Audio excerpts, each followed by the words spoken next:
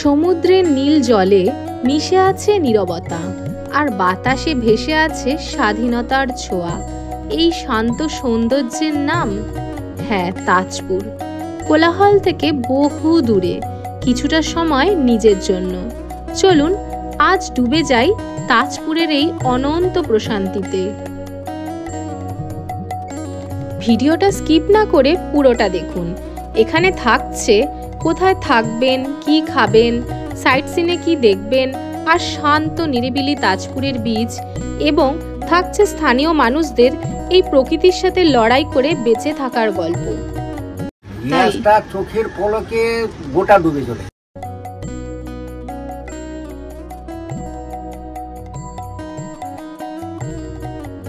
Welcome to ভবঘুরে মন।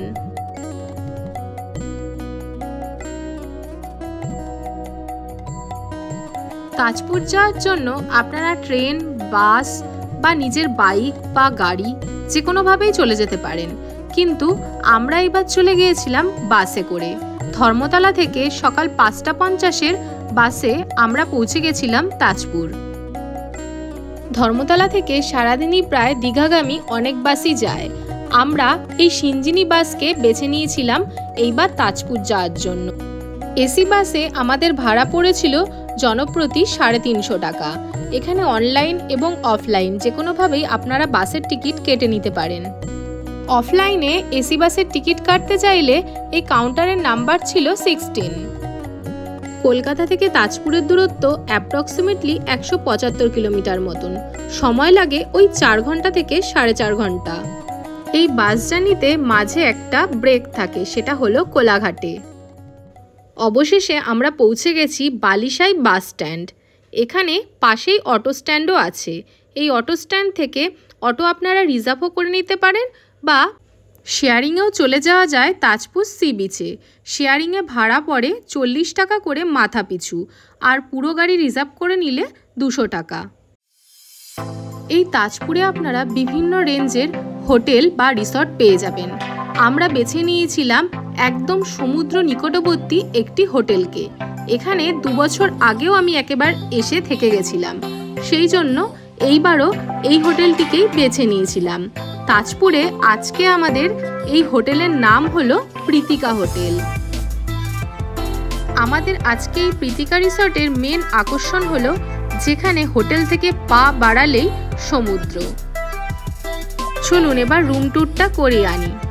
এই ছিল আমাদের আজকের রুম। আমরা এসি রুম নিয়েছিলাম, আর এই রুমের ভাড়া পড়েছিল 1800 টাকা একদিনের জন্য। এখানে একটা ডবল বেড ছিল, এখানে 3 জন ভালো মতো শোয়া যাবে। এছাড়া ছিল একটা মিরর, আর ছিল এরকম টিভি আর একটা ওয়ার্ড্রব। আর এই ছিল bathroom, geyser, shower, western commode, এমনি জলের ট্যাপ সবই ছিল একদম ঠিকঠাক। এইবার চলুন আপনাদের দেখিয়ে আনি আমাদের এই রুম থেকে সমুদ্র ঠিক কতটা কাছে। চলুন যাওয়া যাক।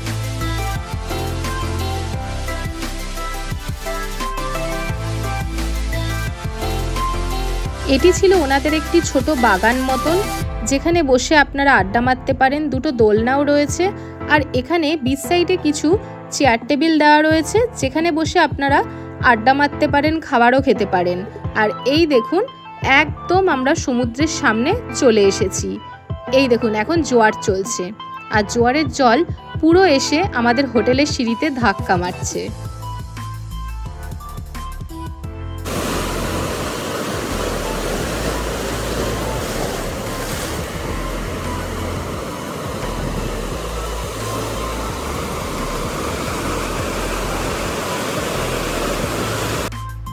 তাজপুর হলো পশ্চিমবঙ্গের পূর্ব মেদিনীপুর জেলায় অবস্থিত এক শান্ত নিরিবিলি সমুদ্র সৈকত।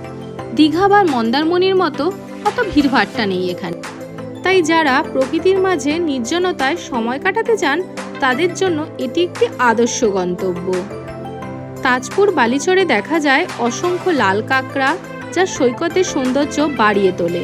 এছাড়া নরম সোনালি বালি, শান্ত ঢেউ, দিগন্ত বিস্তৃত সুন্দর সমুদ্র এবং সূর্যাস্ত। এছাড়া শান্ত বিচের মাঝখানে শ্যাকে বসে সমুদ্রকে উপভোগ করার আনন্দ। চলুন আপনাদেরকে এই ভিডিওর মাধ্যমে এই সুন্দর মনোরম পরিবেশে ভাসিয়ে নিয়ে যাই। ঢেউয়ের মাঝে হারায় দিন, তাজপুরে মেলে শান্তি চিন, বালি বাতাস সূর্যের রং, মনে রাখে এই জায়গার ঢং।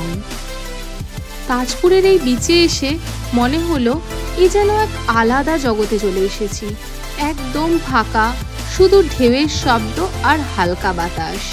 এখানে দাঁড়িয়ে সূর্যাস্ত দেখা এক দারুণ অভিজ্ঞতা। তাজপুরের মেন আকর্ষণ হলো এখানকার এই সারিবদ্ধভাবে দাঁড়িয়ে থাকা শ্যাকগুলো, যেখানে আপনারা বসে অনেকক্ষণ সময় কাটাতে পারেন। এইসব শ্যাকগুলোতে চা, স্ন্যাক্স, লাঞ্চ, ডিনার সব কিছুরই ব্যবস্থা রয়েছে এবং রয়েছে আপনাদের জন্য বসার সুব্যবস্থা। যতক্ষণ খুশি বসে থাকুন, সমুদ্রকে উপভোগ করুন। আমরা বিকেলের দিকেই শ্যাকে যাব, তারপর আপনাদেরকে এর ভেতরের পরিবেশটাকে দেখাচ্ছি। তবে হ্যাঁ, এই শান্ত নিরিবিলি বিচে ঘোরার সময় একটু পায়ের দিকে খেয়াল রাখবেন, কারণ এই বিচের অনেক জায়গাতেই আমি এরকম কাচের বোতল ভাঙা অবস্থায় দেখতে পেয়েছিলাম, তাই সতর্ক করার জন্য ভিডিও করে রেখেছিলাম। এইবার আমরা চলে এসেছি তাজপুর মোহনার কাছে বিশ্ব বাংলা পার্কে। চলুন এই জায়গাটি আপনাদের ঘুরে দেখাই। এখানে বাচ্চাদের জন্য বিভিন্ন রাইড ছিল, এছাড়াও ভেতরে বিভিন্ন খাবার দাবারের দোকান রয়েছে, বসার সুন্দর জায়গা রয়েছে, এইরকম স্ট্যাচু রয়েছে, তার সাথে খুব সুন্দর একটি পার্ক, যেখানে বসে সময় কাটাতে আপনাদের বেশ ভালোই লাগবে।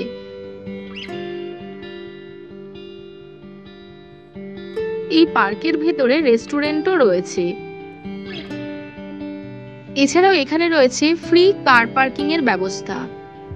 আর এই পার্কের পাশে ভেতরের দিকেও অনেক খাবারের হোটেল রয়েছে, যেখানে আপনারা দুপুর বা রাতে খাবার খেতেই পারেন। এছাড়াও এখানে রয়েছে কিছু জিনিসপত্রের দোকান, যেখানে টুকটাক আপনারা গিফট আইটেম কিনে নিতে পারেন। চলুন এই গিফটের দোকানের এক জেঠুর কাছ থেকেই শুনে নিই ওনাদের জীবনের সংগ্রামের কথা।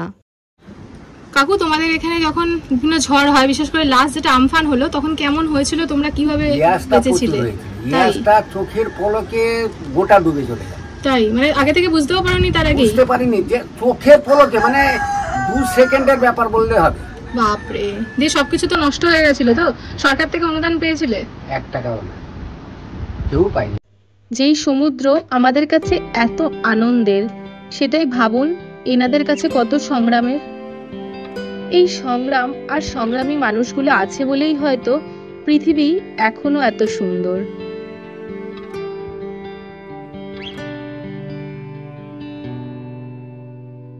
আমরা এখন চলে এসেছি মোহনায়।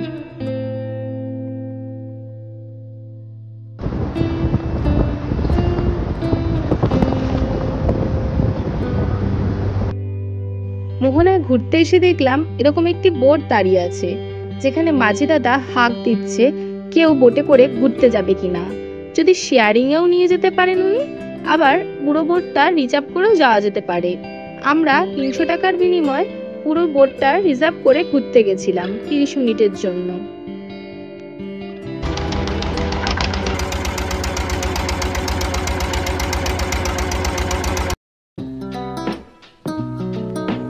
চলুন এবার আপনাদেরকে ঘুরে দেখাই এই জলের মাঝে এই মোহনা থেকে একদিকে মন্দারমণি আর অপোজিট দিকে তাজপুরকে।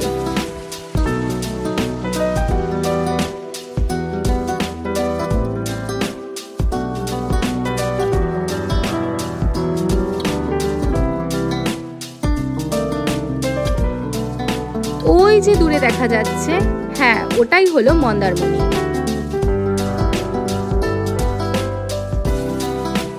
অনেককেই বলতে দেখেছি সমুদ্র প্রিয় নাকি পাহাড়, কিন্তু আমি এদের দুজনকে তো কোনো মতেই তুলনা করতে পারবো না। পাহাড় হলো শান্ত নিরিবিলি জায়গা, যা আমার হৃদয়ের মণিকোঠায় আলাদাই এক স্থান। আর সমুদ্র হলো ক্ষণিকের জন্য বিশ্রাম নেওয়ার জন্য একদম অ্যাপ্রোপ্রিয়েট একটা জায়গা, যেখানে গেলে সমুদ্রের সুন্দর হাওয়ায় মনটা শীতল হয়ে ওঠে। এইবার তাজপুর এসে প্রথম বেলার ঘোরা আমাদের কমপ্লিট। এবার আমরা চলে যাব হোটেলের দিকে।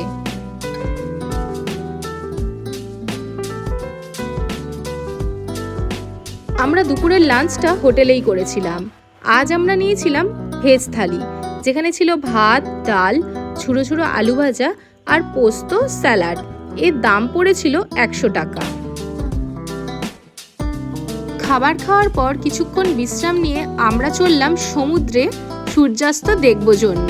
চলুন আপনাদেরকেও দেখিয়ে আনি। সমুদ্রের সূর্যাস্ত যেন প্রকৃতির এক নীরব জাদু। যখন সূর্য ধীরে ধীরে দিগন্তরেখায় মিশে যায়, তখন আকাশ লাল, কমলা, সোনালি রঙে রাঙিয়ে ওঠে।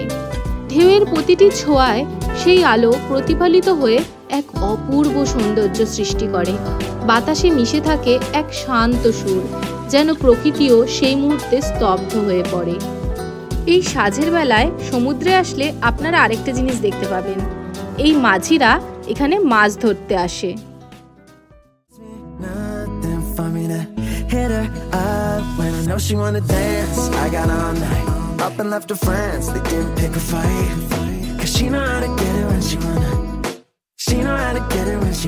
সাঁঝবেলাতে এই বালির ওপর এরাও যেন শুয়ে একটু বিশ্রাম নিয়ে নিচ্ছে। এইবার আমরা চলে এসেছি মোহনার কাছে। এখানে মাছ যে ধরে এনেছে মাঝিরা, সেগুলোই দেখতে। দেখুন কত রকমের মাছ। এখানে এই মানুষেরা দাঁড়িয়ে রয়েছে টাটকা জ্যান্ত মাছ কিনবে জন্য। এই যে চলে এসেছে আজকে শো স্টপার, ইলিশ।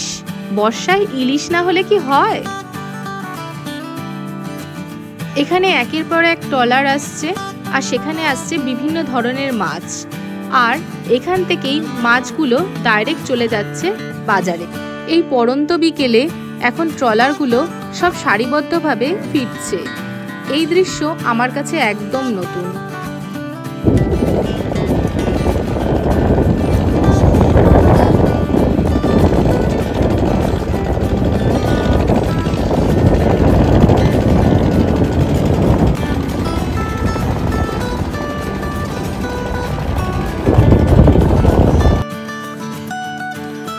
এই ট্রলারগুলোকে দেখতে দেখতে মোহনার পাশ ধরে হাঁটছিলাম, আর তখনই চোখে পড়ল সেই সুন্দর মাছ ধরার দৃশ্য, যেখানে জেলে এরকম জাল ফেলে মাছ ধরছে। মোহনার ধারে এই ম্যানগ্রোভ অরণ্য দেখতে দেখতে সন্ধ্যা নেমে আসছিল। এই ম্যানগ্রোভ কিন্তু প্রকৃতির এক অপার দান। এই ম্যানগ্রোভ ঘূর্ণিঝড়, জলোচ্ছ্বাস থেকে উপকূলকে রক্ষা করে, বিভিন্ন মাছ, কাঁকড়া, পাখির আশ্রয়স্থল, আর পরিবেশে অক্সিজেন বাড়ায়। এই মোহনার তটেই দেখতে পেলাম স্থানীয় কিছু বাচ্চা খেলা করছে।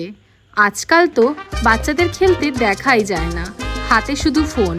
এদের দেখে বেশ ভালোই লাগলো। চলুন এবার ফেরা যাক।